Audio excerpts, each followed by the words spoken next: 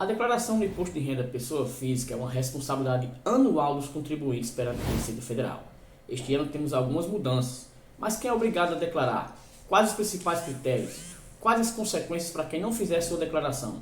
Essas e outras dúvidas iremos tirar no vídeo de hoje em um bate-papo com a contadora Patrícia Lira, que irá tirar essas e muitas outras dúvidas nesse vídeo. Eu sou o Anselmo Santana, bora para o vídeo e fique por dentro do assunto de hoje.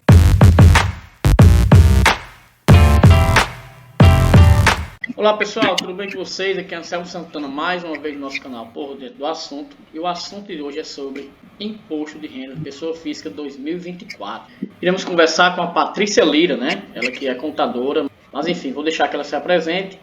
Olá Patrícia, tudo bem? Quem é a Patrícia Lira? Ok, obrigada, Anselmo. Primeiramente, obrigada pela oportunidade, tá? De estar aqui. É um prazer para mim também, certo? Seu convite. E me apresentando, certo? Eu sou a Patrícia Lira, contadora na Start Contabilidade Digital, certo? Um escritório voltado para negócios digitais. Então, eu tenho formação em Ciências Contábeis pela UFPE, né? Pós-graduação em Controladoria também pela UFPE, certo? Já cursei MBA em Finanças pelo IBMEC, certo? E agora eu estou finalizando um outro MBA em Direito Tributário. Então, esse é um resumo da minha formação, certo? Estou aqui para ajudar no que for necessário nesse período tão importante, que é o período de imposto de renda da pessoa física. Quais são os prazos importantes, né? Quais são os prazos, na verdade, a serem observados para a declaração de imposto de renda 2024? Perfeito. Então, esse ano, o prazo de entrega da declaração vai entre o dia 15 de março desse mês até o dia 31 de maio. Então, é importante que os contribuintes vão se organizando, né, para poder cumprir o prazo, principalmente quem está obrigado a fazer a declaração. Quais são as principais mudanças que afetam, né, a declaração do imposto de renda da pessoa física? Então, esse ano teve algumas atualizações, né, principalmente em relação ao nível ali de obrigatoriedade, ao limite, né, para que o contribuinte seja obrigado a fazer a declaração, tanto para quem tem rendimentos tributáveis, como para quem tem rendimentos isentos.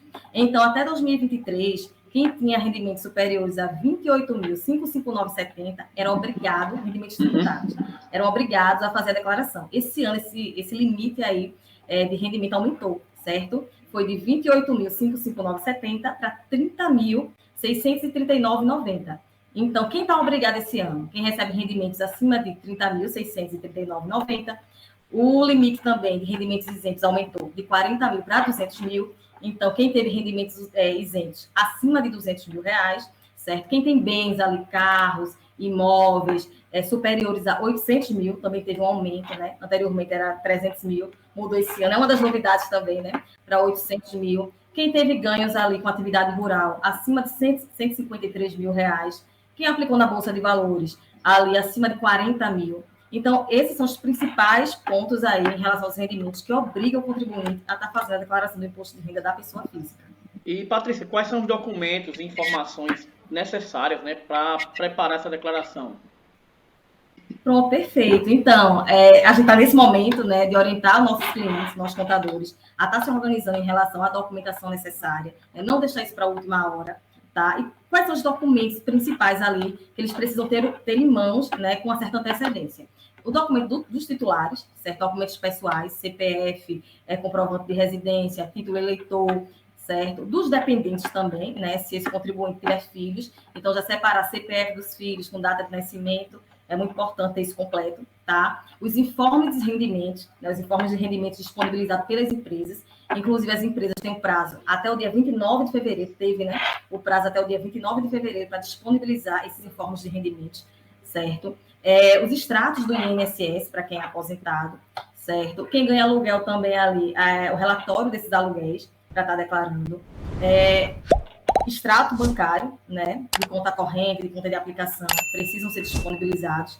E as despesas, né, dedutíveis ali, recibos médicos, para quem com educação, para quem faz faculdade, paga escola do dependente. Então, separar toda essa documentação para a gente poder estar fazendo a declaração do imposto de renda.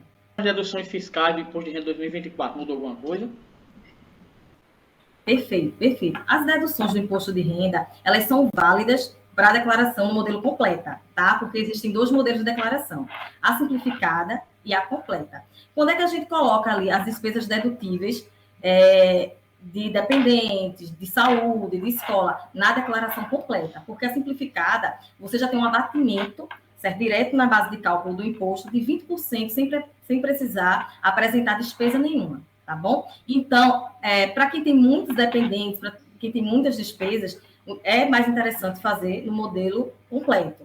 Para quem não tem muita despesa dedutível, é melhor fazer no modelo simplificado. A finalidade das despesas dedutíveis, né, com a educação, com saúde, é justamente abater na base de cálculo do imposto devido. Entendi. Certo? Então, quanto mais despesa você tiver, né, aí vai para a modalidade completa e utiliza essas despesas para abater ali no imposto de renda. E quais são os critérios para a obrigatoriedade de declaração de imposto de renda pessoa física 2024? Pronto, foi como eu falei inicialmente, né? Agora mudou, né? Esse ano, em 2024. Então, para quem recebeu rendimentos tributáveis acima de R$ 30.639,90, quem recebeu rendimentos isentos acima de 200 mil, era 40 mil, agora é 200 mil, certo? Para quem recebeu também rendimentos com atividades rurais acima de R$ 153 mil, quem aplicou na Bolsas, né? Ali valores a partir dos 40 mil, certo? Quem tem bens, né, bens e direitos ali acima de 800 mil, como casa, apartamentos, carros, enfim, o somatório desses bens aí precisa ultrapassar R$ 800 mil esse ano, tá? E basicamente isso, certo? Isso aí são os critérios de obrigatoriedade que obrigam, de fato, o contribuinte a fazer a declaração esse ano. Certo. E quais são as consequências para quem não cumprir essas obrigações, Patrícia? Vamos lá, importante mesmo. Bom, quem atender algum critério de obrigatoriedade, certo? Caso perca o prazo, né, de apresentar ali a declaração de imposto de renda, está sujeito a multa, tá? Que inicia com R$ 165,70 e vai até 20% do imposto devido.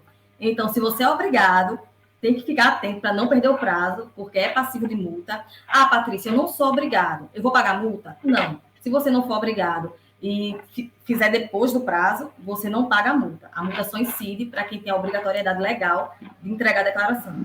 Vai depender da declaração, até porque essa declaração é muito personalizada, né? Cada contribuinte, cada pessoa física tem a sua, né? Por isso mesmo que é um programa que é disponibilizado para o próprio contribuinte fazer, por ser uma declaração muito personalizada.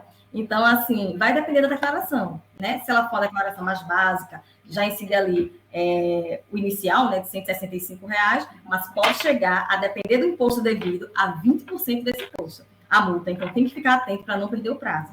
Nós estamos numa era, né, digitalizada, enfim, informatizada. Existem algumas ferramentas ou novos procedimentos digitais disponíveis para facilitar a declaração do imposto de renda? Boa pergunta. Tem. A Receita Federal está facilitando bastante para os contribuintes, né, através do app, né, da Receita Federal. Você pode baixar no celular o programa do imposto de renda da pessoa física e através do acesso do gov.br, que é um acesso gratuito, com o selo prata ou ouro, né, porque você baixa o Gov com o selo bronze, e aí você não consegue ter esses serviços, mas com o selo prata ou ouro, você consegue acessar a declaração pré-preenchida, né, pelo próprio app da Receita Federal. E aí você consegue fazer o preenchimento, né, da sua declaração através da pré-preenchida, que é realmente uma mão na roda para os contribuintes, porque nela já constam informações pré-estabelecidas pela Receita Federal, como fontes pagadoras, despesas dedutíveis. Então, o contribuinte, na pré-preenchida, ele vai lá só conferir os dados, né, se está tudo ok, para transmitir a declaração com mais segurança. Né? Ali, a pré-preenchida elimina muito o risco de malha fina. Para quem não tem esse costume, né, dessas informações, dessas ferramentas, enfim, é bom que se procure um profissional, não é isso? Não, com certeza. Inclusive, a questão do contador, né, no momento de declarar, quando você se depara com situações mais específicas, como, por exemplo, você aplica em bolsa de valores, aplica em renda fixa, tem um patrimônio muito grande, né, algumas operações ali mais complexas, eu aconselho que procure um contador para não correr o risco de cair na malha. Quais são as opções disponíveis para pagar o imposto devido após a declaração, né, do imposto de renda em 2024? Como evitar multas e juros? Pronto, se porventura você fez a declaração, você tem 3 situações após o término da declaração. Ou imposto a pagar, ou imposto a restituir, ou fica no 0 a 0. Nem imposto a pagar, nem imposto a restituir. Se você tiver imposto a pagar, você tem 3 formas de estar fazendo esse pagamento junto à Receita Federal, de estar regularizando. Ou através do DARF, que é gerado pelo próprio sistema, né? Você emite ali o DARF e paga. Ou você pode programar automaticamente em débito automático, tá? E a gente tem uma nova funcionalidade para pagamento ao Pix, que foi disponibilizado no ano passado. Então, você tem essas 3 formas de estar fazendo o pagamento do imposto devido. em relação à restituição, né? Quem tem prioridade para receber antes? Veja, em relação à restituição, né, você pode cadastrar os dados bancários para poder estar fazendo o seu Pix, inclusive. Quem coloca ali o Pix para restituição tem prioridade. Então, isso é um critério de prioridade, tá certo? Mas outro critério é pessoas com deficiência, idosos, né, entra realmente na fila de restituição com prioridade. E quem faz a pré-preenchida, muito importante, que foi uma novidade do ano passado, quem faz a declaração na modalidade pré-preenchida tem prioridade na restituição. Professor, tem não? Aí, por enquanto não. Por enquanto está normal. Com relação ao MEI, Patrícia, como é que funciona? É a mesma coisa? Tem alguma diferença? Enfim. Perfeito, sobre o MEI. O MEI, assim, a gente falando em relação ao imposto de renda da pessoa física, o MEI não é obrigado assim, diretamente a fazer a declaração, só se ele atender ao critério, algum critério de obrigatoriedade.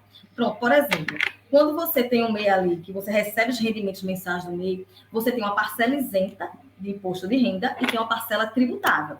A parcela tributável, depois dos cálculos realizados, que tem que fazer um cálculo, que é uma regrinha, tá? Tem que ser superior a esse limite atual, de R$ 30.639,90. Se o rendimento tributável do MEI, né, após a análise do faturamento dele, superar isso, ele é obrigado a fazer a declaração. Assim como se ele recebeu rendimentos isentos, tá certo, superiores a agora, né, é o quê?